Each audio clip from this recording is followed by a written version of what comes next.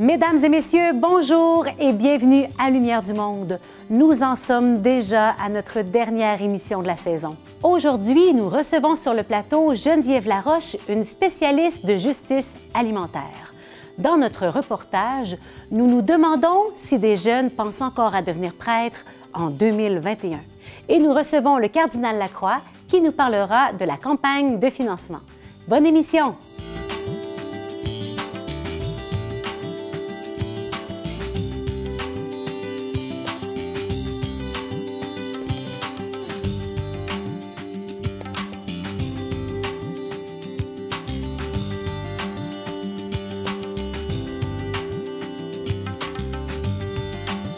Elle est maman de 4 enfants, c'est sa première vocation. Mais attention, elle est aussi agronome de formation, spécialisée en agroforesterie.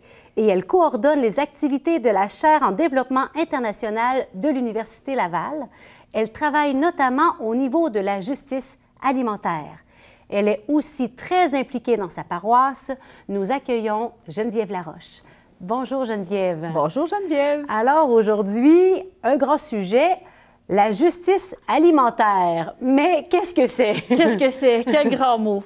Bon, c'est relativement simple. En fait, la justice alimentaire, c'est un concept qui nous permet de regarder le système alimentaire, donc toutes les activités qui s'y passent, de la production agricole jusqu'à la consommation des aliments, à travers la lunette de la justice.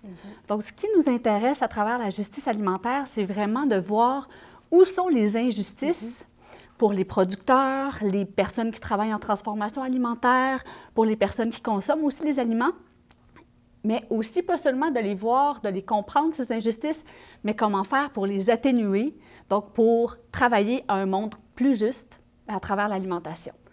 Et comment on fait concrètement pour combattre les injustices alimentaires? On dit qu'il y a beaucoup de choses à faire. C'est un chantier très vaste. Vous savez qu'à travers le monde, il y a 2 milliards de personnes qui souffrent de sous-alimentation. Et il y a un autre 2 milliards de personnes aussi qui souffrent de problèmes de santé liés à leur alimentation et notamment dus à l'obésité. Donc, c'est un vaste chantier. Presque tout le monde est concerné par la justice alimentaire. Donc, concrètement, nous, en tant que personne du diocèse de Québec, comment on peut s'impliquer pour la justice alimentaire? Il y a 3 choses, je pense. Premièrement, être conscient du privilège qu'on a de pouvoir manger à notre faim 3 fois par jour, remercier pour ça.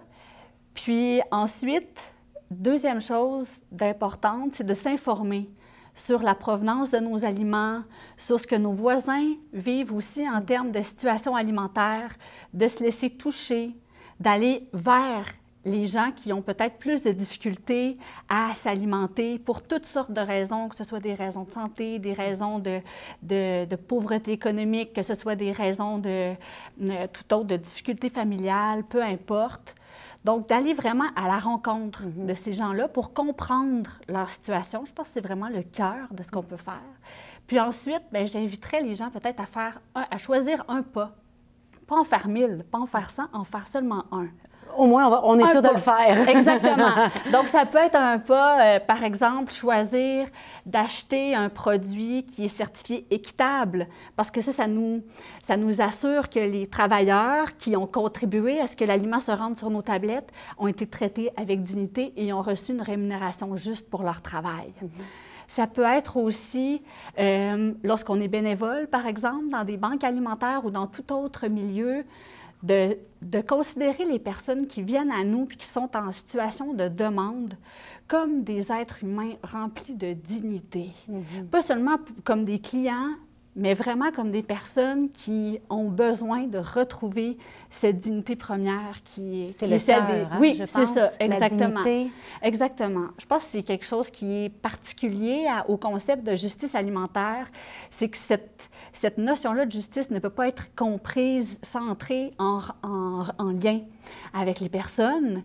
Et donc, puis pour moi, en tant que chrétienne, mais catholique, ça veut dire aussi aller à la rencontre du Christ, tu vois, à travers leur, cette pauvreté puis ce besoin que ces personnes-là ont, qui me renvoie aussi à mes propres manques et à mes propres besoins aussi. Donc, c'est vraiment de renverser aussi la position des uns et des autres. Parfois, quand on est en position où on veut aider, on se sent un peu supérieur parce que, bon, on se sent plein de capacités, puis etc., c'est beau, mais reconnaître ses propres vulnérabilités, ça nous permet d'aller à la rencontre de ceux aussi qui viennent à nous à cause de ces vulnérabilités-là. Puis ensuite, bien là, quand la relation se met sur un pied d'égalité, puis on se parle vraiment en tant que personne digne, ne serait seulement parce qu'on est et non pas parce qu'on fait ou parce qu'on a, bien à ce moment-là, c'est là que la vraie rencontre nourrissante peut avoir lieu. Puis on peut trouver les manières de mieux accompagner ces personnes-là dans leur situation, puis éventuellement les aider à s'en sortir. Alors, est-ce que tu aurais des exemples à nous donner qui illustrent la justice, l'injustice alimentaire? Oui, absolument. Bien, par exemple, on sait que la plupart des travailleurs agricoles sur la planète ne font pas assez d'argent pour se nourrir convenablement. Eux-mêmes. Oui, exactement. Donc ça, c'est quand même une aberration, c'est une injustice flagrante. Puis, si on va à l'autre bout du spectre, il y a aussi des injustices ou des micro-agressions qu'on peut appeler, qu'on peut vivre lorsqu'on est bénéficiaire ou lorsqu'on va dans une banque alimentaire. Il y a toute une... Surprenant. Oui, c'est très surprenant, mais il y a le fait de recevoir des aliments, premièrement, ça peut être une source de perte de dignité parce qu'on on se sent rabaissé, parce qu'on n'a pas été capable, tu sais, bon, de se nourrir. Puis, l'attitude des personnes qui vont nous accompagner dans ce cheminement-là, par exemple, à la banque alimentaire, peut faire toute la différence. Par exemple, se faire demander quelles sont nos préférences alimentaires, si on a des allergies, si on est végétarien ou non, si on préfère tel type de légumes ou tout ça. Par exemple, donner le choix à des gens plutôt que de leur donner un sac tout fait sans avoir pris connaissance de nos... Qui est l'autre. Voilà, qui est l'autre, de ses capacités à cuisiner, etc. Tout ça, de prendre acte de cette personne est. Bien ça peut faire partie des micro-agressions. Puis c'est ça, donc de leur donner le choix, par exemple, des aliments dans la banque alimentaire, mais ça peut faire toute la différence, les accueillir avec respect. Geneviève, Jésus a dit « Heureux ceux qui ont faim et soif de justice ». Je pense que tu es une assoiffée de justice. Absolument. Et c'est ta foi qui donne sens à ton travail. Comment la justice alimentaire est pour toi, est en lien avec ta foi et tes valeurs? Bien, c'est en lien de plusieurs manières. Premièrement, parce que parler justice, bien, c'est parler du royaume de Dieu, de toute façon, où toute personne est traitée en enfant de Dieu, donc sur le même pied d'égalité. Donc, pour ça me parle vraiment beaucoup. Puis aussi, bien, la justice alimentaire, ça a été vraiment comme un cadeau dans ma vie. Parce que, bon, je m'impliquais dans plusieurs activités à l'extérieur de mon travail, bon, bien avec la famille, c'était compliqué. Puis, il y a eu des événements au travail qui ont fait en sorte qu'on a dû laisser de côté une formation qu'on donnait, puis ça nous a donné un temps de réflexion.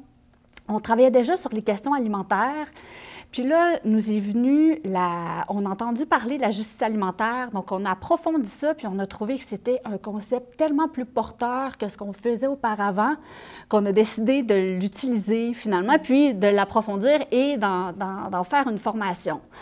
Donc, pour moi, ça a été le signe, en fait, que Dieu m'a donné que tu n'as pas besoin de changer d'emploi, tu n'as pas besoin de t'éparpiller, je vais venir à ta rencontre dans ton travail. Puis pour moi, c'était une demande que je faisais, dans le fond, au Seigneur, de dire là, j'aimerais ça que ma vie de foi, puis ma vie au travail, ce soit comme plus unie. Puis, bien, ça a été, en tout cas, sa réponse, je pense que ça a été vraiment très beau.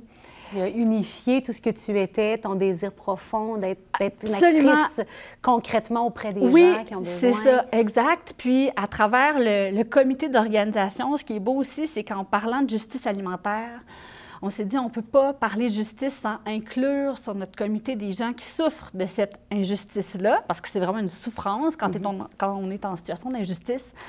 Donc, ça nous a amené à amener des personnes en situation d'insécurité alimentaire, donc qui vivent soit des familles, une mère monoparentale avec des problèmes de santé, une autre personne avec des difficultés personnelles depuis l'enfance et qui traînent un lourd passé, des personnes aussi avec différentes différentes pauvretés qui viennent enrichir notre comité. Qui ont un apport réel. Absolument, puis qui viennent toujours enraciner le concept qu'on voit dans l'espace, la justice alimentaire, dans leur quotidien. Puis ça fait très bien pour des universitaires, de se faire ramener sur le plancher des vaches. C'est juste la vraie vie, là. Exactement, exactement. Puis ça amène aussi une autre dynamique de travail où on n'a pas le choix de laisser de côté nos notions de productivité puis d'avancement pour être dans l'écoute, dans le partage,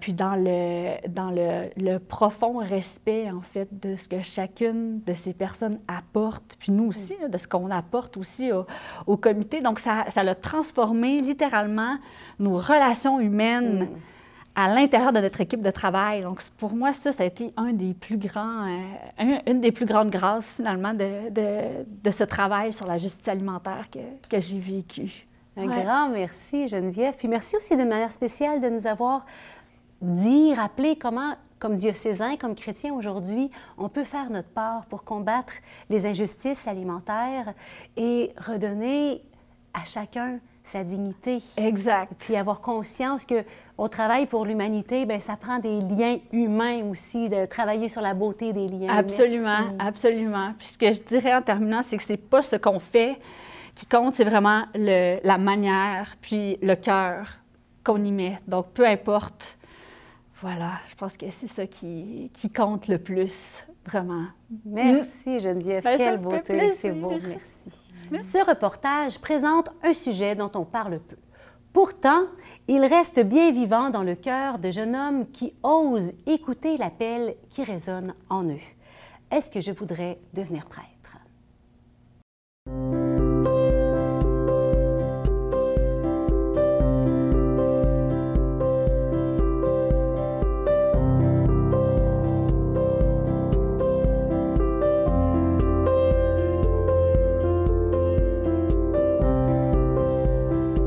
La Journée mondiale de prière pour les vocations, cette année, c'est le 25 avril.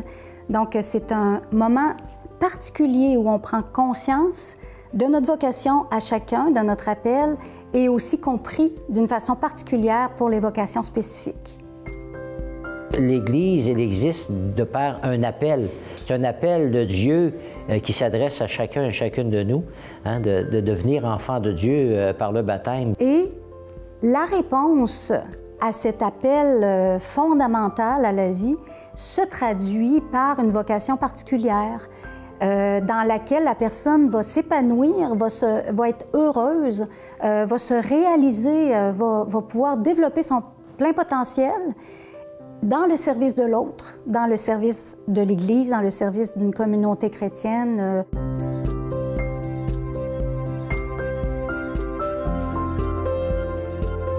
Une nouvelle génération de prêtre, c'est une expression que j'emploie depuis quelques années pour dire qu'on ne cherche pas tellement juste à trouver des remplaçants pour faire le travail. Bon, il y a une partie de travail, mais la mission, disons que les prêtres font, les prêtres diocésains, par exemple, font dans l'Église actuellement, c'est plus que ça. C'est une espèce de nouvelle manière de penser le ministère des prêtres. On est en territoire de mission ici, c'est un peuple à rechristianiser. Et il faut donner aux prêtres de demain un environnement qui va être porteur, plus facile pour eux en regroupant davantage des prêtres entre eux.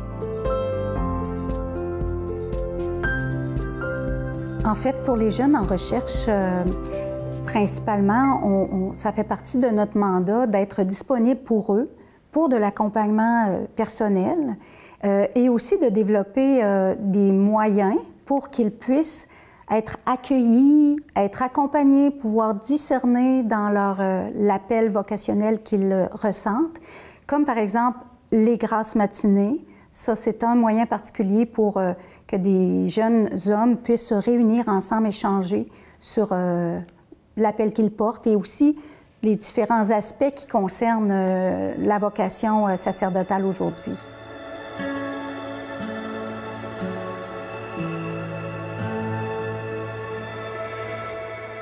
C'est pas à nous à s'occuper dans le diocèse de la relève. Nous autres, on est là pour aider les différents milieux à se préoccuper de la relève? On travaille vraiment à développer des ponts, développer des liens. Ces organismes-là se sentent partie prenante de l'interpellation vocationnelle. C'est ce qui est arrivé d'ailleurs avec Jean Abud à l'université, dans les jeunes qui côtoyaient.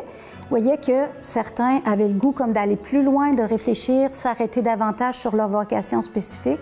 Il les a référés aux grasses matinées. L'appel qui résonne à moi, c'est l'appel à la prêtrise. C'est bien vrai que j'avais fait des cheminements, mais quand j'ai rejoint le groupe, j'ai encore appris beaucoup de choses. J'ai travaillé sur ma personne. Surtout, je l'avoue que les tests on dirait que c'est la providence. Les tests qu'on nous propose nous permettent chaque temps de réfléchir sur nous-mêmes. Tantôt, je l'ai dit, chaque temps, on partage, on se pose plein de questions. On est à l'aise de se poser les questions qu'on veut.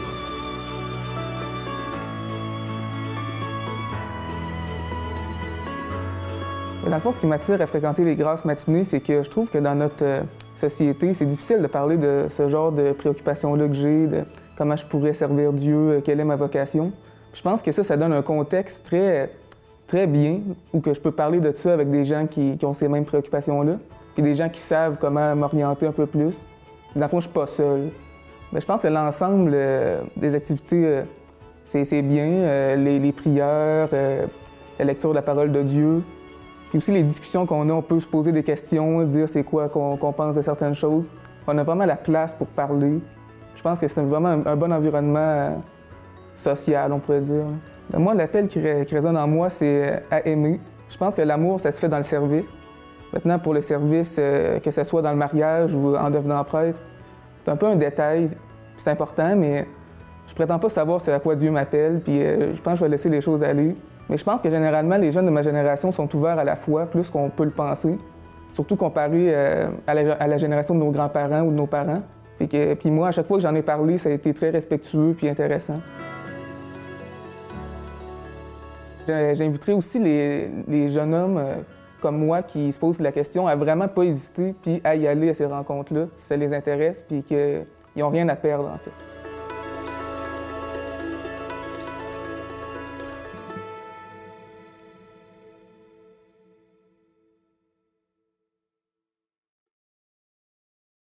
Pour la dernière chronique de l'année, nous avons la grande joie d'accueillir notre archevêque, le cardinal Lacroix.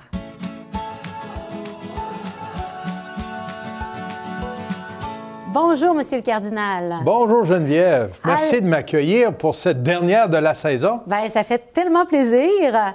Et puis, aujourd'hui, vous venez nous parler d'un événement bénéfice qui s'appelle « À la table du cardinal », qui en est cette année à sa 7e édition. Eh oui, bien oui, ça fait 7 ans que chaque année, on invite des gens à un souper bénéfice et tous les profits de cette soirée-là servent pour distribuer 100%. 1 $ reçu, c'est 1 $ partagé pour des organismes dans notre grand diocèse de Québec qui aident les plus pauvres, les plus vulnérables, les gens dans le besoin. C'est donc bien beau, ça. Ah, je suis très fier de ça. C'est à la demande, imaginez, des gens d'affaires, des gens du monde professionnel qui m'ont dit « Monseigneur, vous nous sollicitez jamais, nous, pour des dons? » Ah ben j'ai dit, c'est pas tombé dans l'oreille d'un sourd.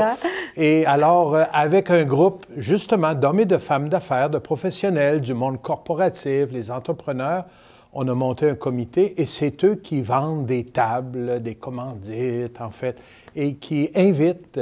La dernière édition qui a été possible autour d'une véritable table et un souper, c'est en 2019, parce que 2020, on s'entend, la pandémie nous a coupé ça assez sec. Comme tout le reste.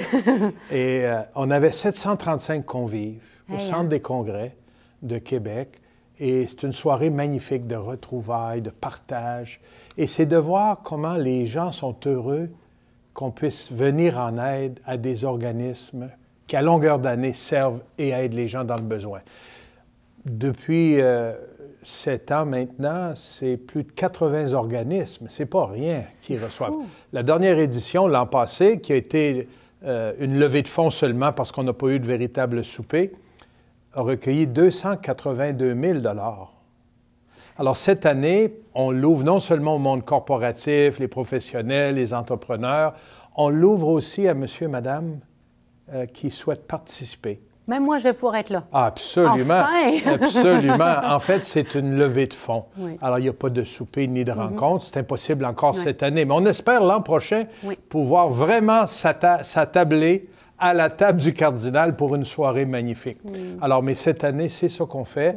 Et ce sera la finale, disons, sera le jeudi 20 mai 2021, où on aura un petit événement en ligne, là, sur Internet, d'environ 1 heure, pour dévoiler le montant recueilli et entendre quelques témoignages de milieux qui ont reçu de l'aide au cours de l'année qui s'écoule et qui ont profité de ces dons-là. Qui ont pu aider ensuite à leur manière. Oui. Moi, je trouve ça tellement beau parce qu'on a un grand diocèse et il y a beaucoup de groupes de personnes, d'œuvres communautaires qui viennent en aide de bien des façons et on les soutient. Et moi, ça me réjouit. Hein? Et on peut le faire grâce à la générosité des gens qui sont là. Alors, ce serait bien de mettre à l'écran l'adresse électronique où on peut s'informer pour avoir de l'information ou un numéro de téléphone ou appeler pour dire, bien moi, je voudrais apporter mon 5 $ ou mon 50 ou mon 500 ou peu importe le montant. Je veux participer à cette aide qui est distribuée pour aider nos frères et sœurs dans le besoin. C'est magnifique. C'est une expérience extraordinaire. Et à travers ça, c'est créer une communauté d'hommes et de femmes qui sont fiers de partager et de savoir que 100% des dons se rendent à destination. C'est rare, ça. Hein, il y a des frais d'administration, mais c'est le diocèse de Québec qui les assume pour que les dons soient intégralement remis à ces organismes. Moi, je suis très, très fier de ça et j'espère que l'an prochain, on pourra véritablement être ensemble. Se voir et que ce soit venu aussi du cœur de ces personnes-là qui avaient le désir de contribuer, d'aider, de soutenir, de se solidariser avec les plus vulnérables. Absolument. Il y a tous ces organismes qui soutiennent les gens qui ont besoin aussi d'être soutenus pour pouvoir soutenir la population. Il y a aussi les paroisses. Eh oui. S'il est vrai que notre mission nous invite à prendre soin des personnes plus vulnérables et dans le besoin, nous devons aussi prendre soin de nos communautés chrétiennes et nos fabriques.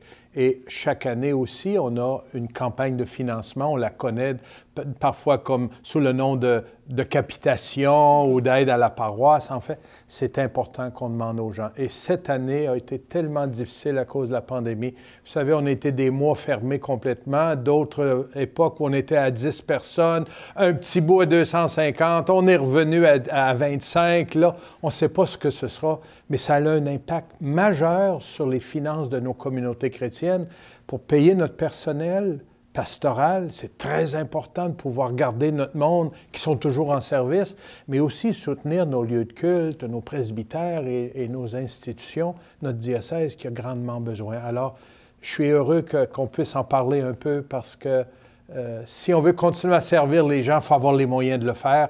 Et ça appartient à toute la communauté diocésaine de décider de faire son apport, d'apporter quelque chose et quelque chose qui va aider à soutenir la vie de notre diocèse.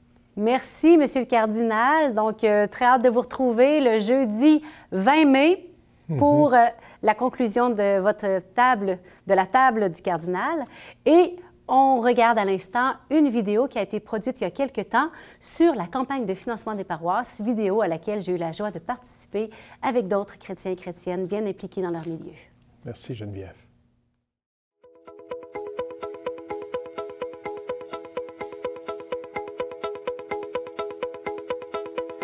Bonjour, ici Valérie Roberge-Dion, directrice des communications de l'Église catholique de Québec. Quelques mots aujourd'hui pour vous inviter à faire un don dans le cadre de la campagne de financement des paroisses. On a construit un site qui s'appelle campagnedesparoisses.org. Je vous invite à aller faire un tour.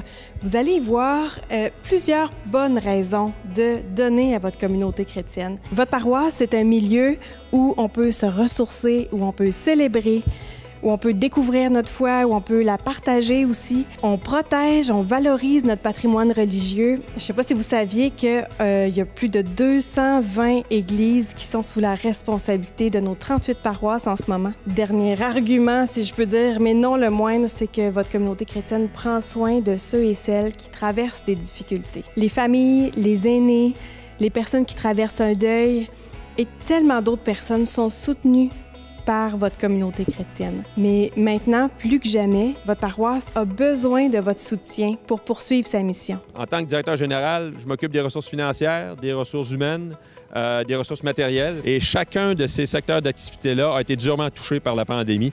Et puis, cette campagne-là est un effort demandé de la part de tous nos paroissiens de vraiment agir par solidarité pour l'ensemble de toutes les paroisses dans le diocèse, mais également pour tous les paroissiens, et donner l'exemple. Donner l'exemple pour qu'ensemble, on soit capable de relever le défi. Alors, c'est important de donner à la campagne de financement parce que les derniers mois ont été difficiles, parce que la baisse de revenus fait en sorte qu'il va falloir nous trouver des façons différentes de pouvoir rejoindre les jeunes pour les parcours catéchétiques et aussi trouver d'autres moyens différents de faire Église autrement. L'Église, c'est le lieu où je me ressource chaque semaine. Fait que pour moi, c'est normal de participer à ce que notre Église puisse demeurer ouverte. Je donne à ma paroisse aussi parce que pour moi, c'est important de soutenir des œuvres pastorales qui vont permettre à d'autres personnes de rencontrer Jésus-Christ, d'être accueillis dans notre Église, dans nos paroisses. Et c'est pour ces raisons que c'est important pour moi, comme membre de la famille, comme membre de l'Église, de faire ma part aussi. J'ai envie de proposer et renouveler ma foi dans la rencontre personnelle avec Jésus, puis je veux la transmettre aussi à mes frères et sœurs. Pour faire ça, ça prend des moyens financiers, des moyens divers, à chacun donner selon ce qu'il est capable, mais derrière ça, ça prend des moyens pour s'organiser, ça prend des moyens aussi pour entretenir nos bâtiments. Alors, les moyens de s'organiser, c'est ce qui est vraiment nécessaire. Alors, ça prend des gens, surtout, pour pouvoir aller propager cette bonne nouvelle-là. Merci pour votre générosité. Rendez-vous sur campagnedesparoisses.org. Merci de nous aider à être là pour vous.